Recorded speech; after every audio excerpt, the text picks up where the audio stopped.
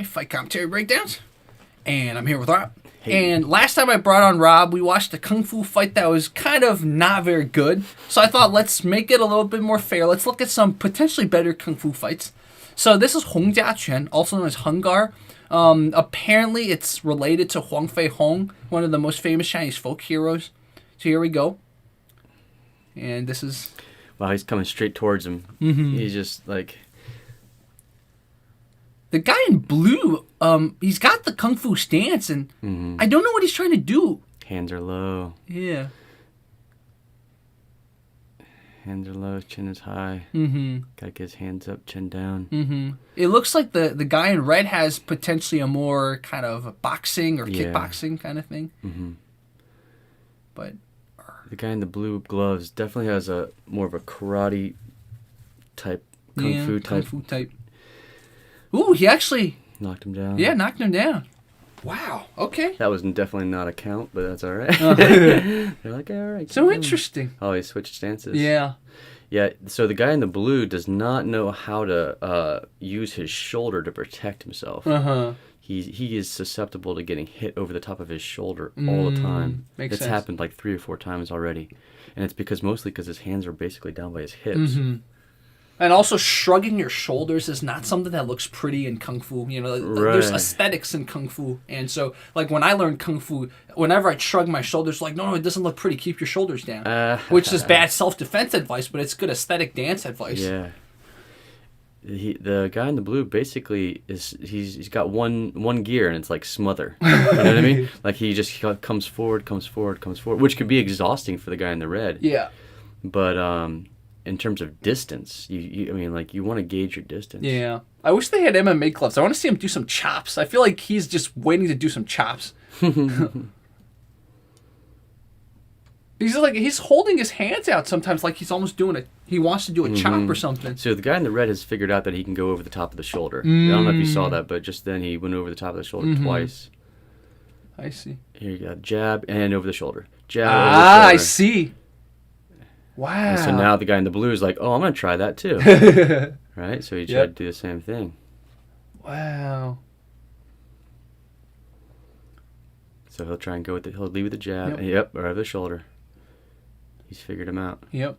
And you're right about the guy in blue just really keeps up the smothering. He's like lots of forward pressure. Exactly. Look at that. Yeah.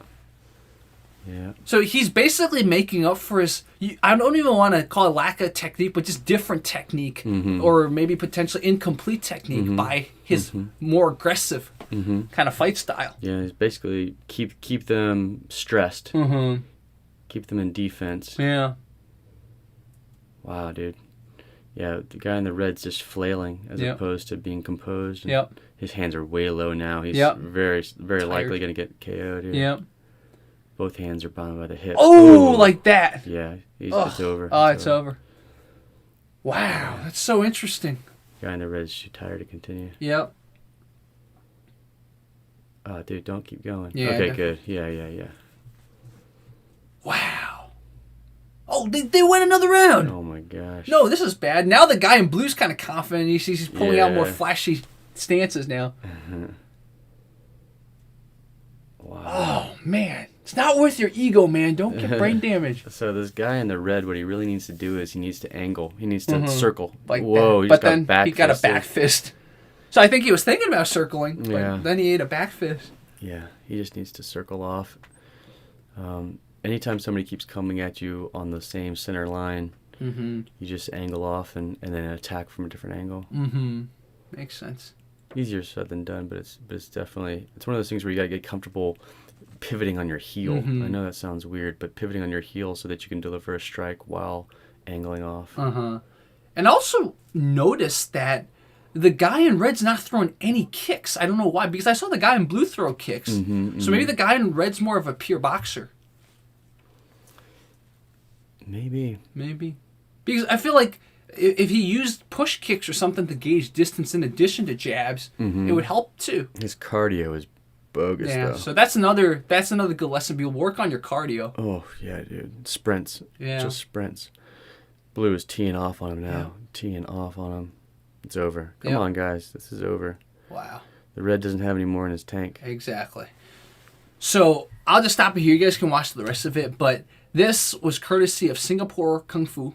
So you guys can watch the channel, follow the channel. You guys can watch the rest of it to see who wins. I get a feeling probably our Kung Fu guy's going to win. So Yeah, he definitely was winning in the smothering. Yeah. But if I were him, I would have kept my hands higher. Agreed.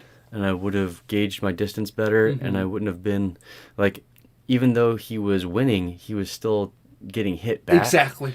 And and that was only because he was constantly in the guy's range. Yeah.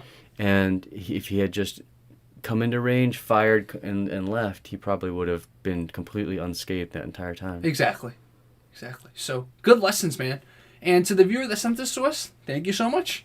To those of you watching, what lesson did you get out of this? Put that in the comments and press subscribe and share this with everyone. Do sprints. Do sprints, exactly. And do a lot of long distance running, too. Helps heal the brain. Because fatigue makes cowards of all men. That's right. All right, fight commentary breakdowns out.